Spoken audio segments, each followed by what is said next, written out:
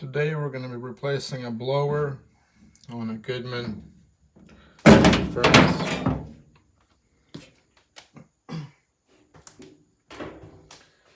So in order to get to the furnace, we'll have to take the panel off the furnace blower. This pipe from the inducer will have to come out.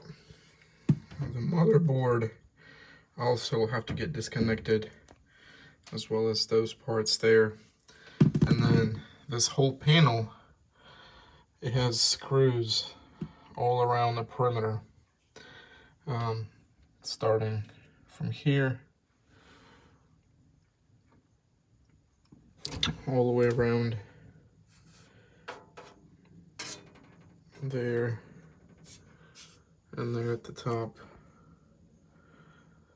And so before you even get to the blower, we'll have to take a lot of these screws out. So once you get the blower pipe disconnected down here and up there, it should just slide out through the opening at the top, and that will give you a lot more access here. And then so once you take the motherboard off and you undo all these screws around the perimeter, this panel should come out and you'll have access to the blower. This bracket will also have to come out. I'll have to take that screw out. That way you can easily pull the temperature control wires out of here. You'll have to disconnect these as well.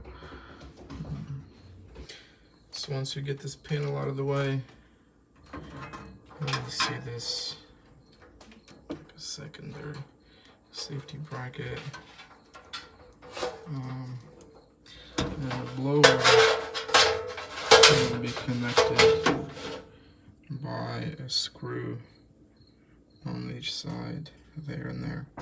Once you undo those screws, the whole blower housing should come out. And so once you got these screws disconnected, you'll just pull the blower out towards yourself and get it out of the furnace. Once you pull the whole housing out, this is what you're going to be seeing. So in order to take the motor out of here, you will need to undo the bolt there, so you can slide the shaft pin out. Sometimes it gets stuck, and I was really worried about that, but you get some liquid wrench or WD-40 and you spray on that, you wait a little bit, and it should come right out. So I have undone the bolt on the other side, and we're going to remove the motor out. Another thing is, what you also can do is, if yours is not bad, mine wasn't bad, it just the bearings started going bad. When it really starts to go bad, this whole shaft, you can move it. Mine is pretty solid in there, and there's really no spots where to grease it. But if you want to get a little bit more life out of yours, you can drill a tiny hole right by the bearing, right in there, and just grease it right in there. You can see it's like started coming out.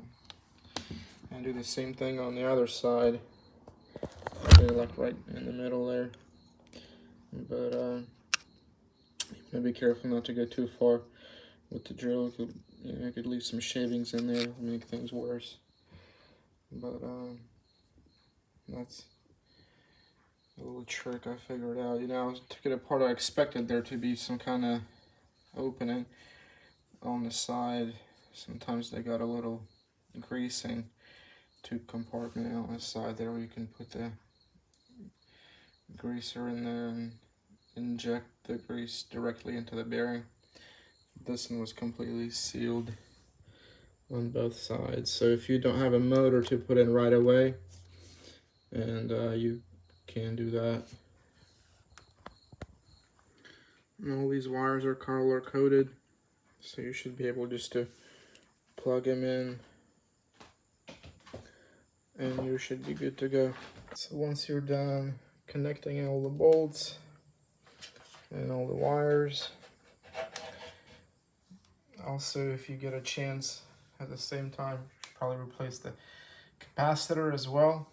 The way I don't have to do this whole process all over again, and basically it'll just slide back up in there and bolt everything back the way it was. You should be good to go. So once it's sliding the furnace housing back in there, make sure it slides back in inside those grooves there on each side. That way it's nice and secure. And now the easy part, just putting that panel back on to cover that, and everything mounts back into place.